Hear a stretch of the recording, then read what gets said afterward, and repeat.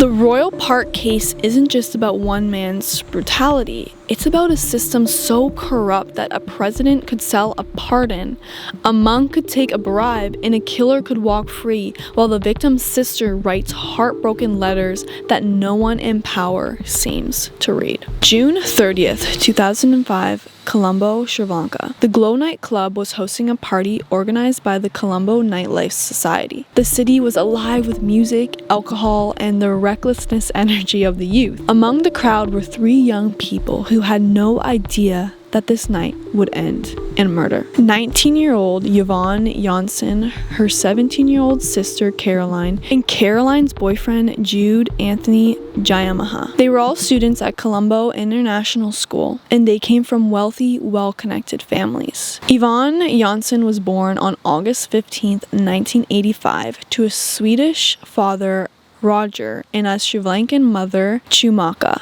She was beautiful, ambitious, and had recently returned to Sri Lanka after studying fashion design in the United States. She was protective of her younger sister Caroline, so protective that she had called her mother multiple times from America to warn her about Jamalaha. She didn't trust him. She thought that he was bad news. She was right. The night began innocently enough. The 3 of them bar hopped across the Colombo and the White Horse in Glow and the Blue Elephant at the Hilton. Yvonne drove her father's car, and Caroline had an exam the next morning and wanted to go home. Yvonne decided to stay out with a friend named Cone. Caroline and Jahamaha took a cab back to the Royal Park condominium complex in Rajika, where the Janssen family lived on the 23rd floor. They arrived at 2:02 a.m. and Caroline went to her parents' room and lied, and she told them that she and Yvonne had both returned home. Then she went to her own room with Jahamaha, and they argued or they had sex, depending on whose story you believe. Jahamaha called a taxi and left the apartment between 2:20 and 2:30 a.m., saying, quote, "I love you forever," end quote. Yvonne arrived home at 2:50 a.m. and she never made it to her apartment. The attack began the moment Yvonne stepped out of the elevator on the 23rd floor. Jahamaha forced her into the stairwell. She fought back, dropping articles of clothing as she struggled. He dragged her down 4 flights of stairs from the 23rd floor to the 19th, leaving a trail of blood and a tear in his wake. And then he did something unspeakable. He bashed her head against the edge of the concrete step again and again and again, with such force that her skull was shattered into 64 pieces. Her jaw was fractured. Her face was disfigured beyond recognition. But that wasn't enough for him. He pulled down her stretch pants, wrapped them around her neck, and then strangled her. He bent her legs backwards, fashioning her own clothing into a ligature that crushed the life out of her. The cause of death was asphyxiation by ligature strangulation, but the cause of the horror was something far darker. After the murder, Jahamaha didn't run. He didn't panic. He didn't scream. He walked calmly out of the Royal Park swimming pool and bathed. He washed the blood from his body, then changed into his boxer shorts and a shirt, carrying his bloody trousers in the hands, and waited for his taxi. When the taxi arrived between 3:25 and 3:30 a.m., his friend Shav Friz Railvan Mohammed was with the driver. They both testified that Jahamaha appeared completely calm, no blood on him, no signs of distress, just a young man heading home after a night out. This wasn't the behavior of someone who had lost control.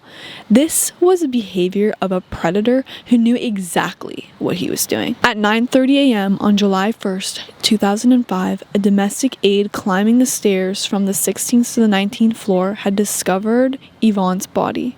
She was lying face down in a pool of blood, and the apartment manager arrived and described what he saw. Quote, "The body looked like of a doll. I later managed to identify the body of that of Roger Janssen's daughter Yvonne. Her jeans had been pulled down, her ankles had been wrapped around her neck." End quote. A partial palm print in blood matching Jalmah was found on the stairwell banister. The police arrested Jalmah on the evening of July 2nd at the Janssen's own apartment, where he had been sitting among Yvonne's grieving family and friends, showing disturbingly little emotion. He had been there for a day and a half, watching them cry and searching for answers, saying nothing. Jalmah was indicted for murder in the High Court of Colombo, but in July 2006, the judge found him guilty of culpable homicide not amounting to murder, essentially manslaughter, and sentencing him to just 12 years of rigorous imprisonment plus a fine of 300,000 rupees. The prosecution appealed, and in 2012, the Court of the Appeal overturned the verdict. The judges noted that Jalmah's actions, bathing in the pool, disposing of the bloody clothes, is unnervingly calm, were not the actions of an extremely intoxicated man. They were deliberate, calculated, and cold-blooded. Jude Anthony Jalmah was sentenced to death. The Supreme Court upheld the sentence in 2014, and for 5 years it seemed like justice had finally been served. Then came November 2019, the final days of President Sirsenia's term, in a move that sent shockwaves through Sri Lanka and across the world. Sirsenia granted Jalmah a presidential pardon. He claims senior monks had campaigned for Jalmah's release. He called the murder an, quote, incident of impatience, end quote. He released not just Jalmah, but 267 other prisoners in the same sweep. The backlash was immediate and furious. The Janssen family was devastated, and the Swedish government expressed outrage. Human rights organizations condemned the pardon as a grotesque abuse of power. And then came the most damning revelation of all.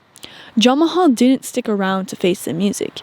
He fled the country. He fled to Singapore, where he remains to this day a convicted murderer, pardoned by a president, living free, while Yvonne Janssen's family continues to grieve. But the story wasn't over. In June 2024, Sri Lanka's Extreme Court delivered a landmark ruling. They declared that Sirsenia's pardon was arbitrary, a deliberate violation of fundamental rights and the public trust. The pardon was overturned. The Attorney General was ordered to initiate extradition processes, and Jalmah, they said, must be brought back. He must face the death sentence that he was given. He must finally pay for what he did. But here's the problem. He's in Singapore, and Singapore doesn't have an extradition treaty with Sri Lanka for death penalty cases. The legal battle to bring him back is ongoing. As of this recording, he remains free. A man who shattered a woman's skull into 64 pieces, who strangled her with her own pants, who bathed in a pool while her body was curled in the stairway, free. Yvonne Janssen would have been 40 years old now. She might have been a fashion designer, a mother, a sister, still watching over Caroline. Instead, she became a symbol of how wealth and political connections can buy freedom, even for the most brutal killers. Her sister Caroline testified at the trial that Jalmah had previously made a schoolgirl pregnant, that he'd been suspended for bringing narcotics to school, that he had numerous other girlfriends while dating her. Their warning signs were there. Yvonne saw them, and she tried to protect her sister, and she paid with it, with her life. The Royal Park condominium still stands in Radjika, and the stairwell where Yvonne died has been cleared, repainted, and probably walked on by hundreds of people who have no idea what happened there. The pool where Jawaharlal bathed still glitters in the Colombo sun. And somewhere in Singapore, Jude Anthony Jawaharlal lives under a new name, or perhaps his old one, waiting to see if the extradition papers will reach him. The real cause was a system that values political expediency over justice, a president who pardoned a killer to please religious leaders, a man who believed his family's wealth and connections would protect him. And they did. For a while. The Royal Park case isn't just a murder story. It's a story about empathy, about how a single signature on a piece of paper can erase a death sentence, about how a killer can walk free while his victim's family waits for justice that may never come. Yvonne Janssen was 19 years old. She almost made it home, but she never did. And 20 years later, the man who stopped her is still breathing free air.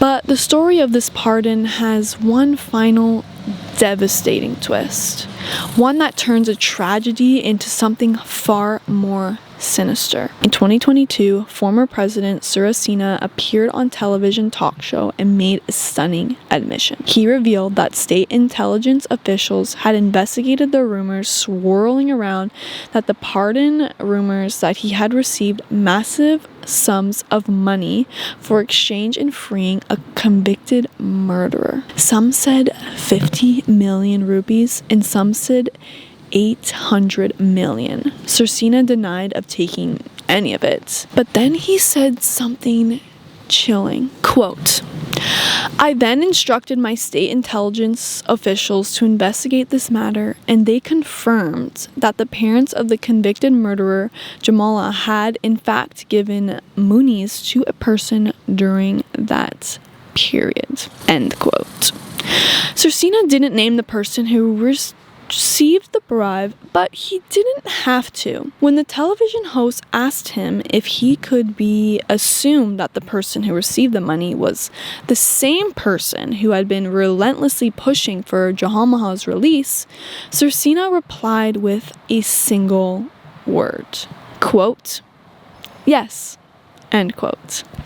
That person was a Buddhist monk who had met with Jawaharlal's parents and repeatedly approached Sirisena to grant the pardon.